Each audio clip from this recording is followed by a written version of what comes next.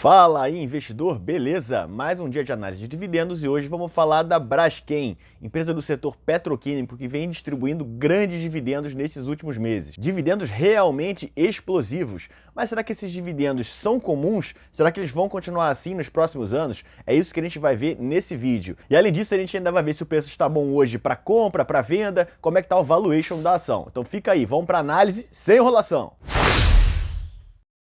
Iniciando aqui a análise da Braskem, de ticker BRKM5. O valor atual dela está em R$ 33,18 e o seu dividend yield está em 27,78%. Lembrando que dividend yield são quantos por cento do valor da ação são distribuídos aos acionistas por meio de dividendos e juros sobre capital próprio. Hoje, em 27,78%, ela está bastante acima do que é a distribuição da média das ações do Ibovespa, que é mais ou menos 4,5%. Então ela está bastante acima mesmo. Uma distribuição de 27,78% é praticamente impossível da gente encontrar em ações boas. Uma informação interessante aqui é que nos últimos 12 meses ela distribuiu R$ 9,23 por ação. Lembrando que isso é nos últimos 12 meses, então parte dessa distribuição vem do ano passado. Eu sei que é muito interessante a gente ver uma distribuição de 27,78%, que a gente já fica logo empolgado querendo ver se ela é constante, como é que ela é, mas a gente tem que ser realista. Uma distribuição de dividendos desse nível é muito incomum e provavelmente não continuará assim durante os próximos anos. Então nesse vídeo você vai entender como vai ser mais ou menos o futuro da empresa. Aqui a gente consegue ver mais uma vez o dividend yield em 27,78,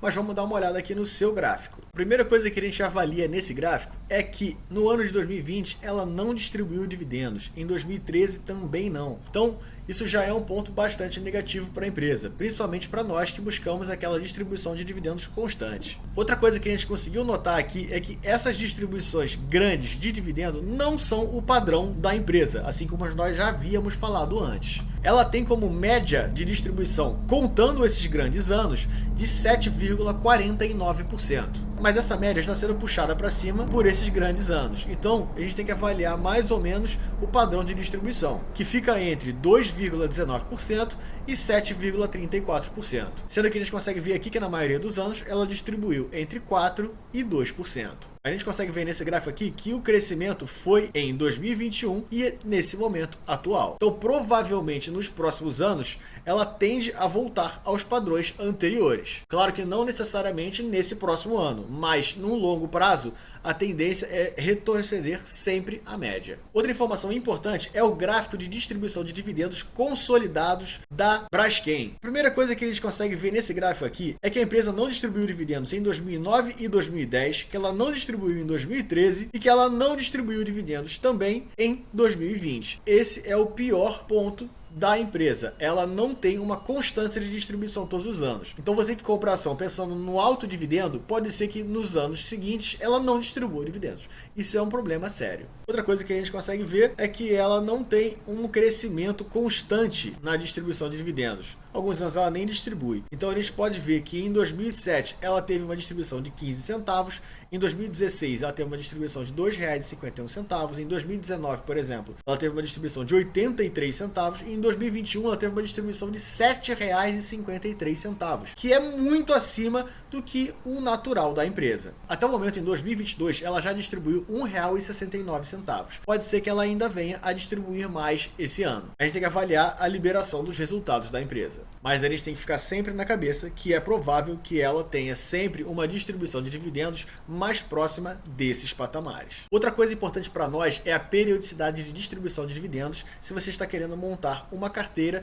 que receba dividendos mensalmente. Então, olhando aqui, a gente consegue ver que em 2017 ela distribuiu somente em dezembro, em 2018 ela distribuiu somente em maio, em 2019 ela distribuiu somente em dezembro, em 2021 ela distribuiu somente em dezembro e em 2022, ela distribuiu já em maio. Então, se a gente pegar como referência os 4 últimos anos, a gente acredita que existe chance dela não distribuir mais ainda esse ano. Mas vamos aguardar o anúncio da distribuição de dividendos. Pode ser que ainda pinte alguma coisa esse ano. Então a gente consegue perceber, no geral, que ela é uma empresa que paga praticamente uma vez ao ano. Chegamos aqui agora no indicador mais importante para quem busca dividendos, que é o Dividend Payout, que é quantos por cento dos lucros da empresa são distribuídos aos acionistas por meio de dividendos e juros sobre capital próprio. Aqui, diferente do Dividend Yield, que é quantos por cento do preço da ação, aqui é quantos por cento realmente dos lucros da empresa, ou seja, do final dos lucros da empresa, quanto vem para a gente. No geral, a gente quer que a empresa não distribua mais do que lucrou e nem distribua quando tiver prejuízo. Então, o Dividend Payout não pode ser nem maior do que 100, nem negativo. Nós, que estamos buscando dividendos crescentes ao longo dos anos, buscamos um dividend payout de no máximo 75%, para que a empresa ainda tenha 25% dos lucros em caixa para desenvolvimento interno. Sendo assim, ela poderia ainda crescer futuramente os seus lucros e ainda assim crescer posteriormente a sua distribuição de dividendos. E esse é o nosso objetivo como investidores focados em dividendos. Que a gente compre a ação hoje num preço específico e que ela venha crescendo a sua distribuição de dividendos ao longo dos anos. Um ponto positivo para ela é que ela não distribuiu mais do que lucrou nunca. E ela tem sua média de distribuição em 57,56%. Que é uma boa média de distribuição. Mas em alguns anos não houve distribuição. A gente consegue perceber aqui que no ano de 2021 ela distribuiu 52% dos seus lucros. Sendo assim, ainda sobrou aproximadamente 48% dos seus lucros para reinvestimento. Nesse ano foi um bom momento para os dividendos da empresa. A gente consegue ver aqui no gráfico que desde 2013 a distribuição de dividendos vinha caindo constantemente. E que ela voltou a distribuir grandes dividendos no ano de 2021. Então é isso que a gente tem que avaliar, se ela vai continuar distribuindo dividendos e se esses dividendos vão ser muito altos. Mas pensando com o que a gente viu até agora, é possível que ela volte a distribuir dividendos nos padrões anteriores. Mas se nós estamos falando de payout, que é parte dos lucros que vem para a gente, vamos dar uma olhada aqui no gráfico do lucro líquido da empresa para saber qual é a projeção futura. Bom, a gente consegue ver nesse gráfico de lucro líquido que a empresa tem uma oscilação grande, sendo que ela lucra em alguns anos, ela tem prejuízo em outros, lucra de novo, depois tem mais prejuízo e grandes lucros. Então, ela é uma empresa que oscila bastante. Sendo assim, a gente não consegue fazer uma avaliação dos próximos anos. Aí a gente tem que esperar realmente como vai ser o desempenho operacional da empresa. Se até o momento esse vídeo está te ajudando de alguma maneira, deixe seu like e inscreva-se no canal, que para você demora somente 1 segundo, pra gente vale muito. Essa é a maneira da gente fazer esse canal crescer. Então inscreva-se aqui no vermelhinho. Agora que você já está sabendo sobre os dividendos da empresa, vamos falar agora sobre o preço. Vamos dar uma analisada no valuation da empresa.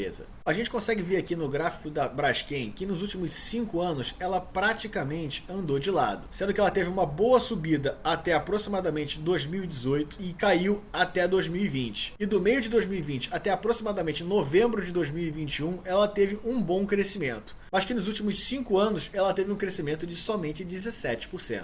E se a gente ainda avaliar o gráfico do último ano, ela teve uma queda bastante grande, sendo que ela passou de R$ 51,11 para R$ 33,18, tendo uma desvalorização de aproximadamente 35%. Com essa desvalorização, talvez seja um bom momento de compra.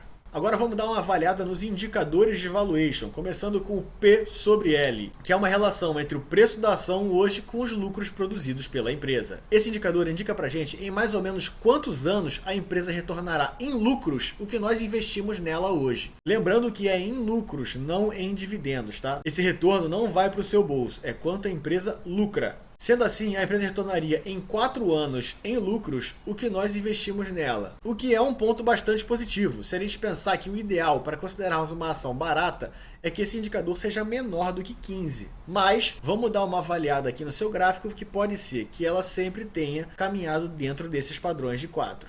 Aqui a gente consegue ver que ela oscila bastante, tendo também prejuízo ao longo dos anos. A gente pode reparar aqui que em alguns anos o indicador é negativo.